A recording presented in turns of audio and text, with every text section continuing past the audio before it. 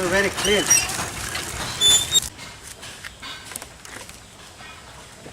Clean water. Most Americans take it for granted. But what people don't know is that here in Cambodia, dirty water is one of the leading causes of death among children and one of the most common causes of health problems among adults. Many people in Cambodia don't have access to good, clean water. Thanks to the help of Mr. Halim and thanks to the help of the NGOs that are building these wells, these people now have a well and they have water. And they're very happy. Happier and healthier people. Hi, I'm Antonio Graceffo, and we're here today in Kompon Chnang, Cambodia, and here with Mr. Halim. And he's a Cham Muslim. He's originally from Vietnam, and he's married to a Cham Muslim from Cambodia, and he's a U.S. citizen, and he's come back to Cambodia to do some aid projects here in Cambodia. So we're going to talk about that, and we're going to talk about Cham culture in America, Vietnam, Cambodia. Mr. Halim? Yeah. Okay, hi, very nice to meet you. Nice to meet you. Thank you for inviting us to your home today. Welcome. You're welcome. So can you tell me just a little bit about your background first? My name Halim, but my official name is Nguyen Van Sens. I'm married. I have 4 kids, 3 boys, 1 girl. Mm-hmm.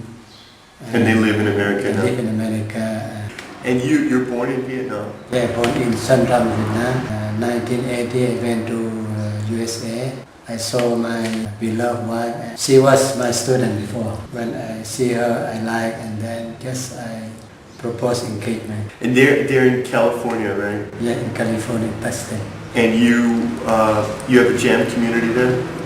There are big community there in Sanana. Mm-hmm. There are 300 approximately families living in Santana. Mm. Another 15 to 20 families living in Pomona, California. Mm-hmm. And around 25 to 30 families living in Fullerton, close each other. Now most of these families are from Cambodia, sorry? In Santana, mostly from Cambodia, yes. And if we want to find a Vietnamese Cham community, where? Fullerton. Fullerton? Yeah, Fullerton and Pomona. And Pomona. Yeah, and in Seattle. Seattle, Washington. Is Seattle the biggest one? Yeah, biggest one. Biggest one. From Vietnam. From Vietnam. And then didn't you say that they made their own community? In Olympia.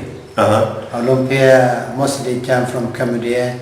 They bought huge land, and then they build their own mobile home. They live there, and then they form their own community, and they try to maintain the Cham culture and custom.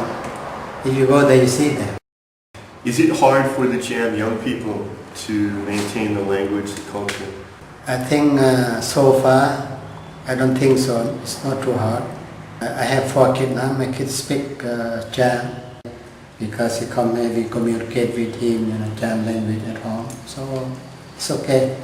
Depend on the parent. Mm-hmm. If the parent that don't want to value of the culture, they don't care. Yeah. They ignore, they neglect it, so the kid forget. Well, it's very old, broken. So that's why she asked us to help her build a new well. Yeah, new well. So the old well is broken, and the water is bad. Yeah, water bad. What bad water? Yeah, like yellow, sometimes red, turn red.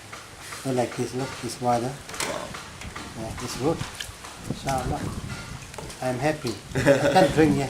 What about the dress? The dress also, I think my community, the Cham still wear their own dress, Cham dress in Olympia also. Most of them try to preserve their own culture, but the young sometimes, they have many style. They have many style. His family supervised by Imran, the Chinese Muslim Refugee Association of United States. And he's very happy. He looks happy. Happy the people from USA to help them here. And in your family, do the children also speak Vietnamese? Or? No. Very few. And do they speak any Khmer? Oh yes. Oh, my kids speak. 3 of them speak Khmer. They speak Khmer, yes. Is it very different, the culture of Cham in Cambodia and Cham in Vietnam? I don't think so. In Cambodia, more easily to maintain, to preserve our culture.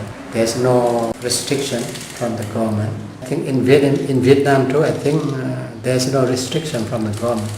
The government allow Cham in Vietnam to study in the public school from the elementary level. They study 1 year, 2 year, I don't know, but they have to study Cham language in school in Vietnam, but in Cambodia no. In Cambodia we can learn Cham through the Islamic studies, like the principle of Islam, through the family gathering. And the extra study Yeah. afternoons. It's okay, I think no problem, but right now, even in Vietnam nowadays, if we want to dress our Cham culture, they're welcome.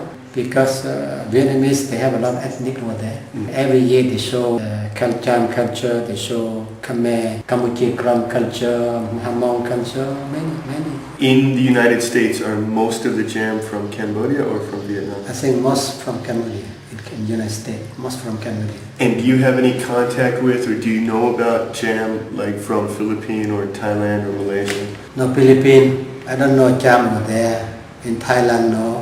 But I have few friends in Bangkok. He's not Cham, but I went there in Thailand.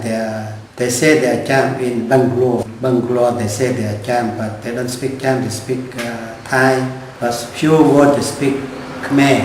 They don't speak Cham, but they say they are Cham. Yeah, they say they are Cham. They are welcome us, care about us. They are very happy to see us in Bangkok. But in southern part, because they are Malay, but they are different from the Muslim in Bangkok. Muslim in Bangkok, we say 100% they are from during the war. During the war they fled to Thailand, and Thai captured them some area, and then Thai brought them to Thai, and then Thai give them land to stay, and then ask them to, because they are master the war, navy war. What, the boats? Yeah. That's why they asked them to stay close to the shore. Yeah, shore. Yeah. 1983, we went to the camp during the war, and people fled from Vietnam to the border, like Khao Dam, Side 8. Yeah, Khao Dam. And then I worked with him to bring, because they speak Thai and Arabic, and then we have some food, clothes we brought to the camp and distributed them in the camp. And until now he stayed imam in big masjid, Imam Shafi'i Nabakhon. I think he's well known in Thailand.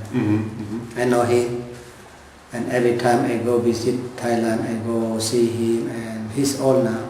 He's very nice man.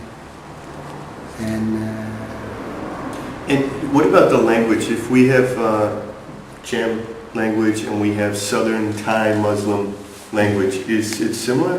I think Cham can communicate. If Cham they learn English, they know English, they know Arabic, and they know Cham, they can communicate with Thai from southern part, Malay people and Indonesia people, and they communicate, because Malay language derived from the English, some English, some Arabic, some Cham. That's why I tell you, if Cham because he know his own language, and then he learn English, he learn Arabic, he can communicate with Malay people. I give you an example. Cham called Hitung, Malay called Hitung, Tung, Lengi, Kaki, Kakai, or Sa, they come from one Sa, Klaupa, Cham called Sa, Tiger, Malay called Tiger, so Klau.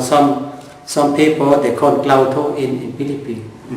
Klau, but Mernam Joseph. But I wish someday I want to visit Philippines to see. I don't know, they speak language. I heard some of my friends, he went to America before, through before he go to Philippines, he go to America.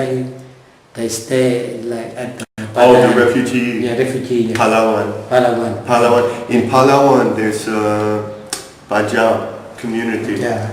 It's a Muslim. They speak their own language. Different people, but very close to Cham. Yeah, and I heard that there's some Cham living in the Bajau community.